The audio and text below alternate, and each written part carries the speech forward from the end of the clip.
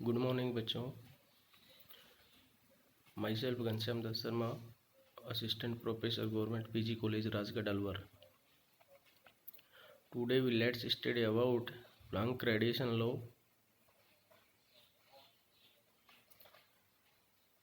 Planck की जो well known equation है, जो पूरे क्वांटम में इम्पोर्टेंट रोल कर रखती है, और जहाँ तक ये सभी कक्षाओं में इसके बारे में अध्ययन किया जाता है।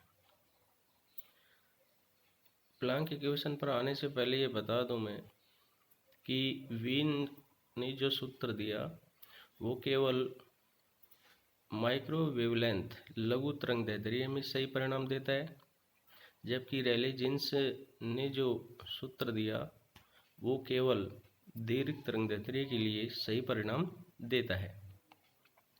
मैक्स प्लैंक ने कृष्णिका के स्पेक्ट्रम में ऊर्जाओं के वितरण के लिए एक सिद्धांत दिया जो वीन एवं रेले के सिद्धांत के मध्य था। इसके अनुसार किसी कृष्णिका द्वारा विकिरण का उत्सर्जन निरंतर नहीं होकर विविक्त बंडलों या ऊर्जा के पैकेट्स के रूप में होता है।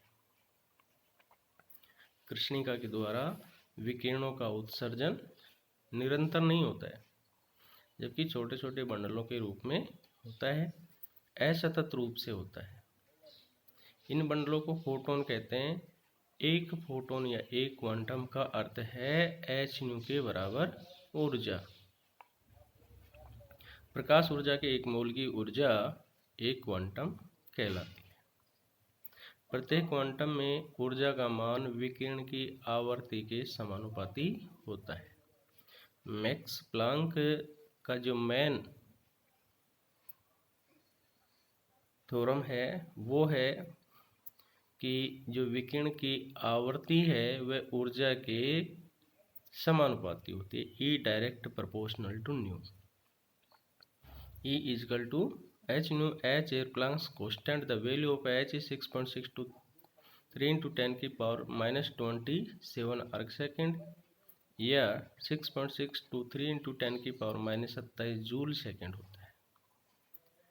समीकरण एक क्वांटम का सिद्धांत है। ये प्लैंक इक्वेशन है, फेमस प्लैंक इक्वेशन है। तो ये इक्वेशन सबसे पहले प्लैंक ने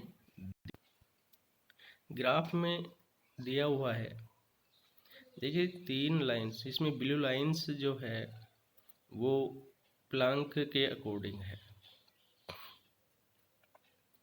और इसमें 2 लाइंस डॉट के रूप में दिखा रखी हैं। ब्लू लाइन के नीचे जो लाइन है वो वीन के नियम को बताती है, और ब्लू लाइन से ऊपर जो लाइन जा रही है वो रेले जीन्स को बताती है। इट मीन्स ये है कि ये जो लघु तरंग दैर्ध्य और दीर्घ तरंग दैर्ध्य पर जो 2 नियम वीन और रेले जीन्स के थे, उनके मध्य ये प्लैंक का रूल लागू होता है। ये अपने को ध्यान रखने की बात है। तो ये समीकरण 2 का जो विकिरण का क्वांटम सिद्धांत है, प्लैंक ने बताया कृष्णिका कई दोलनों से मिलकर बनी है, और प्रत्येक दोलन की एक निश्चित कंपन आवृत्ति होती है। प्रत्येक दोलन की ऊर्जा लगातार नहीं बदलती, जबकि विविक्त इकाइयों में होती है। अतः प्रत्येक दोलन या तो क्वांटम ऊर्जा का उत्सर्जन इकाई क्वांटम के रूप में या फिर पूर्णांक गुणक के रूप में NH न्यू के रूप में करता है। प्लैंक ने बताया कि ऊर्जा जो उत्सर्जित होती है विकिरण के रूप में, वो छोटे छोटे बंडल्स के रूप में जो होती है वो इकाई के रूप में होती है। या तो h न्यू होगी जो कि एक क्वांटम है, या NH न्यू होगी। Here n equal to 1 2 3। Planck का क्वांटम सिद्धांत विकिरण में ऊर्जा के वितरण की व्याख्या करने में सफल हुआ। ये सूत्र निम्न प्रकार है। E lambda equal to 8 pi HC upon lambda की पावर 5 ब्रैकेट 1 बाई A की power HC upon KT lambda -1। ये इक्वेशन इन्होंने जनरेट की। इस इक्वेशन में निम्न तरंग दैर्ध्य पर hc/k लैम्बडा का मान अधिक होगा, क्योंकि लैम्बडा की जब वैल्यू कम होगी तो इसका जो प्रोडक्ट है ई पावर का वो मान कम होगा और ऊर्जा का घनत्व शून्य। यदि लैम्बडा का मान अधिक होगा तो hc/k लैम्बडा का मान कम होगा और ब्रैकेट की वैल्यू का मान लगभग 1 - hc/k लैम्बडा के बराबर होगा। इस स्थिति में प्लांक के समीकरण को रेले जीन्स के रूप में लिख सकते हैं। अब हम आते हैं फोटो इलेक्ट्रिक इफेक्ट। देखिए, फोटो इलेक्ट्रिक इफेक्ट के बारे में विस्तार से चर्चा करेंगे यहाँ। अपने को पता है कि फोटो इलेक्ट्रिक इफेक्ट में धातु की स्वच्छ प्लेट पर जब विशिष्ट तरंग दैर्ध्य दृश्य क्षेत्र की या अल्ट्रावायलेट क्षेत्र की प्रकाश डाला जाता है तो उसमें इलेक्ट्रॉन उत्सर्जित होते हैं। इस घटना को प्रकाश विद्युत प्रभाव कहते हैं। प्रकाश के द्वारा उत्सर्जित इलेक्ट्रॉन को फोटो इलेक्ट्रॉन कहते हैं। अब इसके बारे में कुछ विशेष बातें जो बता रहे हैं कि धात्विक सतह से इलेक्ट्रॉन का उत्सर्जन आपतित विकिरण की आवृत्ति तथा विकिरणित धातु की प्रकृति पर निर्भर करता है। इलेक्ट्रॉन का उत्सर्जन आपतित विकिरण की आवृत्ति और धातु की प्रकृति पर निर्भर करता है। दो बातों पे, आपतित विकिरण की आवृत्ति, धातु की प्रकृति। किसी विशेष धातु के लिए किसी विशेष आवृत्ति के प्रकाश की आवश्यकता होती है। जैसी धातु की सतह पर प्रकाश पड़ता है तुरंत इलेक्ट्रॉन उत्सर्जित हो जाते हैं, अर्थात ऊर्जा का संचयन नहीं होता है। उचित ऊर्जा युक्त प्रत्येक फोटोन धातु से इलेक्ट्रॉन निष्कासित कर सकता है। इकाई समय में उत्सर्जित इलेक्ट्रॉन की संख्या आपतित प्रकाश की तीव्रता के समानुपाती होती है। इकाई समय में उत्सर्जित होने वाले इलेक्ट्रॉनों की संख्या आपतित प्रकाश की तीव्रता के समानुपाती होती है। उत्सर्जित इलेक्ट्रॉन की गतिज ऊर्जा आपतित प्रकाश की आवृत्ति के समानुपाती तथा तरंग दैर्ध्य के व्युत्क्रमानुपाती। दो बातें हैं, इकाई समय में जो इलेक्ट्रॉन उत्सर्जित होंगे उनकी संख्या तो तीव्रता के समानुपाती होगी और गतिज ऊर्जा आवर्ती के समानुपाती। ये इसकी मुख्य बात। प्रकाश विद्युत प्रभाव का स्पष्टीकरण। प्रकाश विद्युत प्रभाव का स्पष्टीकरण देखा जाए तो आइंस्टीन के अनुसार विकिरण में ही h न्यू ऊर्जा के पैकेट या क्वांटम होते हैं, जिन्हें फोटोन कहते हैं। इसके अनुसार जब कोई फोटोन किसी पदार्थ पर पड़ता है तो वह अपनी पूर्ण ऊर्जा धातु में उपस्थित इलेक्ट्रॉन को दे देता है। धातु के भीतर इलेक्ट्रॉन एक फोटोन का पूर्ण रूपेण अवशोषण करता है। इलेक्ट्रॉन द्वारा प्राप्त यह अतिरिक्त ऊर्जा दो कार्य करती है। जैसे ही फोटोन किसी धातु की सतह पर आपतित होते हैं, इलेक्ट्रॉन उससे ऊर्जा एब्जॉर्ब करता है और ये एब्जॉर्ब ऊर्जा दो काम करती है। इलेक्ट्रॉन को पदार्थ की सतह से बाहर निकालने में तथा बाहर निकालने में जो ऊर्जा व्यय होती है उसे तो कार्यफलन कहते हैं, वर्क फंक्शन। और धातु से इलेक्ट्रॉन को बाहर निकालने के लिए कुछ करना पड़ता है। इस न्यूनतम कार्य को पदार्थ का कार्यफलन W0 कहते हैं।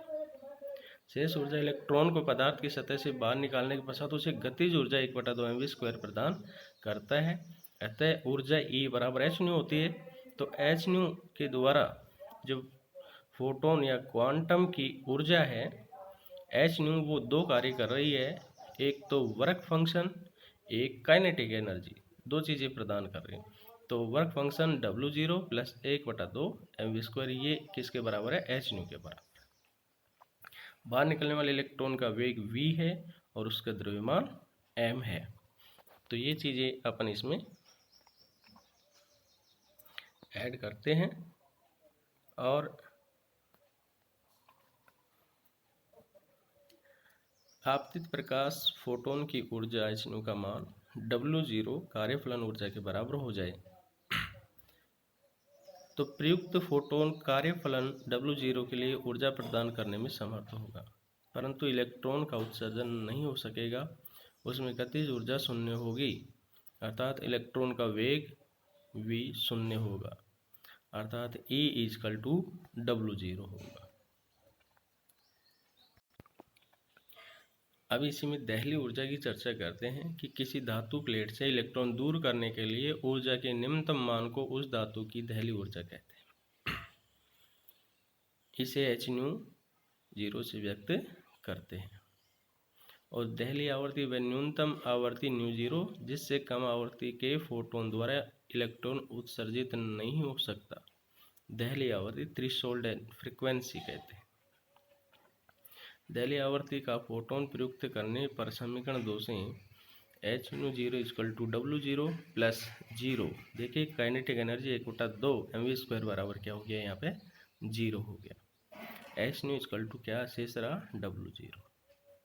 समीकरण 1 में मान रखने पर hν = hν 0 plus 1/2 mv²। Total energy जो है hν वो threshold energy hν 0 plus 1/2 mv² के इक्विवेलेंट होती है, लेकिन जब थ्रेशोल्ड एनर्जी ही वर्क फंक्शन के इक्विवेलेंट हो जाएगी तो वो W0 बराबर hν 0 हो जाएगा। 1/2 mv² बराबर h ब्रैकेट ν माइनस ν 0, इसको रीअरेंज करते हैं तो समीकरण 3 को आइंस्टीन की प्रकाश विद्युत समीकरण कहते हैं। यदि आपतित फोटोन की ऊर्जा hν इलेक्ट्रॉन को सतह से बाहर निकालने की ऊर्जा hν 0 से कम होगी तो इलेक्ट्रॉन का उत्सर्जन नहीं होगा, चाहे उसकी तीव्रता कितनी ही बढ़ा दे। अर्थात जो कुल एनर्जी फोटोन की है वो अगर थ्रेशोल्ड एनर्जी से कम है तो इलेक्ट्रॉन का उत्सर्जन नहीं होगा। यह एनर्जी तो केवल वर्क फंक्शन में ही काम आएगी, उसको गतिज ऊर्जा नहीं प्रदान करेगी। तो आज तक हम ये पढ़े हैं, इसके बाद में नेक्स्ट क्लास में अपन आगे का टॉपिक चर्चा करेंगे। Okay, bye.